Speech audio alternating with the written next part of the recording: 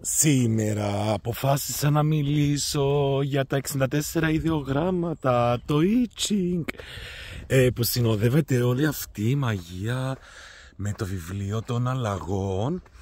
Είναι ένα βιβλίο supposedly γραμμένο στον 3ο αιώνα μετά Χριστόν. Υπάρχει σχολιασμός από τον Κομφούκιο ήδη, και γενικά είναι ένα τελείως σύστημα μαντείας, εισαγωγικά μαντείας, γιατί δίνει χρησμούς οι οποίοι μπορεί να χρησιμοποιηθούν τόσο και στην καθημερινότητα όσο και για άλλες ερωτήσεις πιο υπαρξιακές, πιο δύσκολες, ωραίες φύσεως. Επίσης είναι σαν το γενεθλίο χάρτη αυτό, και βασικά τίποτα. Όταν το δεις σαν ολόγραμμα, είναι ολόκληρο το 69 το σύμβολο, το Yin και το Yang. Και κάθε σημείο στο Yin και το Yang θυμίζει τα σημεία στο δέντρο της ζωής. Αν το αντιπαραλληλήσουμε, μπορείς να κάνεις και ολόκληρο ζωδιακό χάρτη με τα 64 ιδιογράμματα.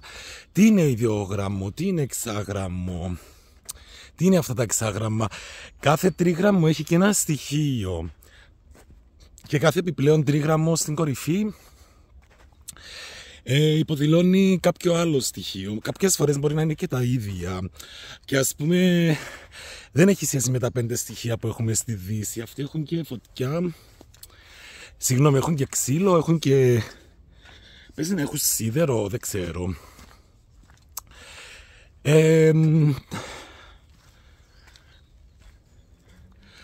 Το 64 πώς προέκυψε?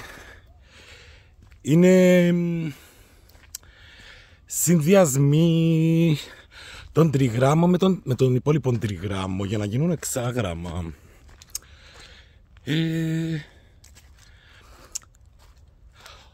Ο Βίλχεμαρ, που έκανε μετάφραση ο Άγγλος στο βιβλίο των αλλαγών, σε συγκλονίζουν κάποια χωρία. Δηλαδή πριν το τέλος, η καμπή, αυτά που έχουν σχέση και με την ταρό, την κρίση, το καζάνι. Π.χ. αυτό το καζάνι είναι σαν το νασοκούπα. Οι Κινέζοι βέβαια όλο αυτό το νερό δεν το θεωρούν μόνο, όταν δεν κινείται δεν το θεωρούν μόνο καλό. Το θεωρούν και αυτοί έτσι κάπως stagnant, στήρο. Έτσι, όταν το καζάνι κάθεται γύρω από εξάγραμμα που έχει φωτιές, ή όταν το καζάνι έχει γόνιμο έδαφος να αναπτυχθεί μέσα του κάτι στο νερό, δηλαδή να γίνει κάτι, τότε αλλάζει η φάση και το σκηνικό. Μπορείτε να πάτε και online, να βρείτε το itching.com ή να ρίξετε ερώτηση της στιγμής.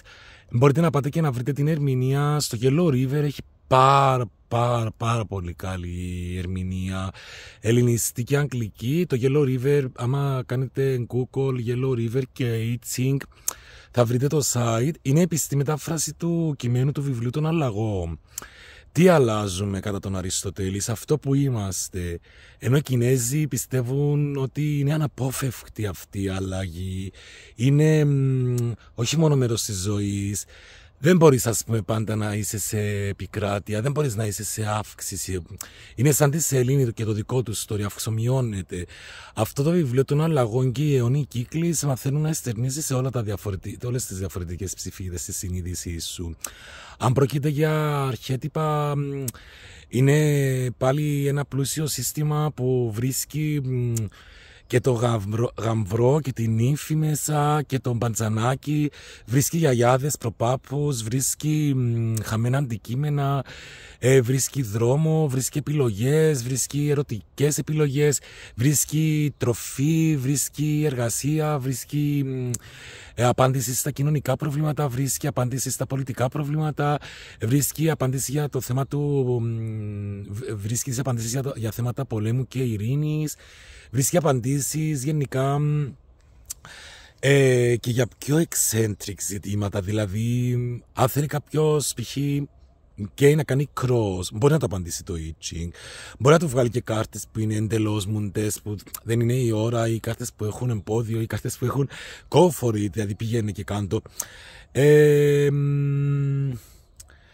Όλη η κοσμογονία κρύβεται μέσα του, γιατί παίζει πάλι με τους πόλους του αρσενικού και θηλυκού, παίζει με τους πόλους, όχι σε εισαγωγικά καλό και κακό, παίζει με τους πόλους του κυμβαλίου. Οπότε αν αυτός ο ρυθμός που έχει μέσα στο κυμβάλιο, το πώς πάνω έτσι κάτω, το γένος, το φύλλο και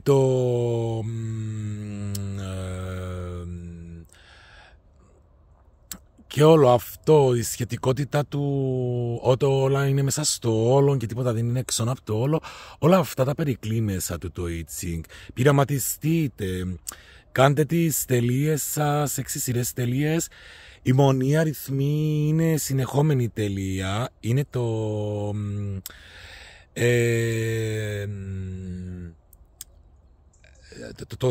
το αρσενικό, και η διακεκομένη γραμμή είναι η διπλή αριθμή. Και διαβάστε, δηλαδή πηγαίνετε και βρείτε την απάντηση, το εξάγραμμο απάντηση στοιχεί στην ερώτηση όταν κάνετε 6 σειρές από μονές ή διπλές ή τις οποιασδήποτε τελείες, μονούς ή ζυγούς αριθμούς, συνεχόμενοι ή διακεκομένοι. Και θα βρείτε με αυτά τα εξάγραμμα το συναρπαστικό κόσμο του I Ching. Καλή ανάγνωση, καλό ρίξιμο.